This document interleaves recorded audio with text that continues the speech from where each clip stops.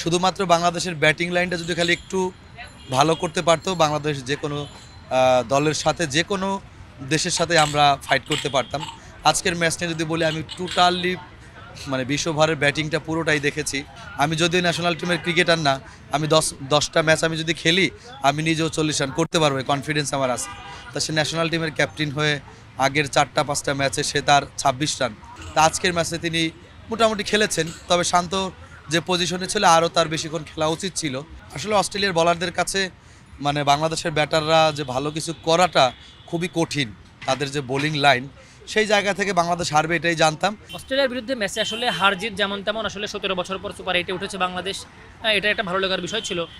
খেলা সকালে আসলে সেভাবে বাংলাদেশ হয়তো লড়তে পারেনি। আমরা আসলে অস্ট্রেলিয়াকে যেভাবে আসলে মোকাবেলা করার কথা, বা বাংলাদেশ মানে কি বলা যায়, বাংলাদেশ সামর্থ্য বা অস্ট্রেলিয়ার সামর্থ্য অনুযায়ী বাংলাদেশ খারাপ খেলেনি, কিন্তু আসলে সামর্থ্যটাই আসলে কম আমাদের, যেখানে আসলে আমরা 150+ স্কোর করার মতো ব্যাটার আমাদের নেই।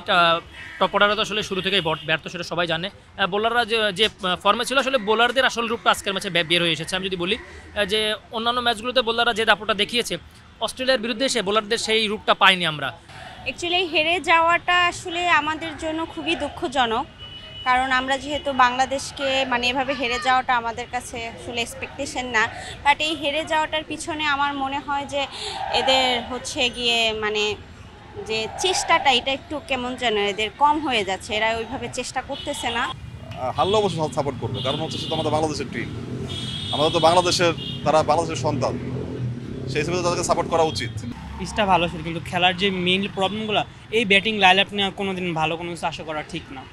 একটা নর্মাল সিরিজও জেতার সম্ভাবনা নাই। আফগানিস্তান আসতে ওগর ব্যাটিং বাংলাদেশের থেকে ভালো। আর যে র্যাঙ্কিং আছে, আইসিসি র্যাঙ্কিংয়ের টপ 15 মধ্যে ওরকম কোনো কোয়ালিফাইড টি-20 ব্যাটসম্যানই নাই। যা আছে ওডিআই, টি-20তে ওডি সিস্টেম ব্যাটিং করলে এখন তো জিতার আশা রাখা না রাখা একই কথা। তাও দেখি ভালো লাগে এই আর কি। শান্ত ওয়ার্ডটা শুনলে আমার ম্যাচ গরম যায়। বাংলাদেশের ক্যাপ্টেন কী বুঝে ওরে ক্যাপ্টেনটা দিল? আমার মনে হয় ওরে ক্রিকেট টিমে থেকে বাদ দেওয়া দরকার শান্তরে। ও ক্যাপ্টেন খেলার কোনো যোগ্যই না ক্রিকেটের ভিতরে। প্রতিটা ম্যাচ দেখছেন ওয়ার্ল্ড কাপে, কী খেলতেছো, কোনো পারফরমেন্স আছে? ওর কোনো পারফরমেন্স নেই। মোট কথাই ধরেন, আপনি মনে করেন যে কিছু কিছু নতুন প্লেয়ার দিচ্ছে, যেরকম জাকের আলী, মনে হয় না তাকে দলে রাখতে হয়। আর অনেকে আছে, আরও 2-3 জন আছে, কেউ একজন আজকে ভালো খেলতেছে, কেউ কালকে ভালো খেলতেছে। আর মূলত ডিফেন্ডেবল এখন বাংলাদেশ টোটালি আছে মাহমুদুল্লাহ রিয়াদ, তৌহিদ হৃদয়, এই 2 জনের উপরে। হ্যাঁ, তো 2 জনের উপরে ভিত্তি করে তো 11 জন মানুষের সাথে আর খেলা যায় না। শান্ত ক্যাপ্টেন্সিটা নেওয়ার আগে আপনারা দেখতে পারছেন যে অবশ্যই ভালো খেলেছে, কিন্তু ক্যাপ্টেন্সি দেওয়ার পর থেকে সে আহামরি এখনও একটা ম্যাচও মেবি ভালো খেলেনি আমার জানা মতে। তো সেই ক্ষেত্রে আমার মনে হয় কি, ক্যাপ্টেন্সিটা একটু সাকিব বা অন্য কাউকে দিয়ে একটু ট্রাই করা উচিত আমাদের, যেহেতু একটা বিশ্বকাপের বড় মঞ্চ এটা। আমাদের এই ক্ষেত্রে অনেক ডিসিশন নিতে হবে। সর্বশেষে আমাদের ক্রিকেট, মানুষ না।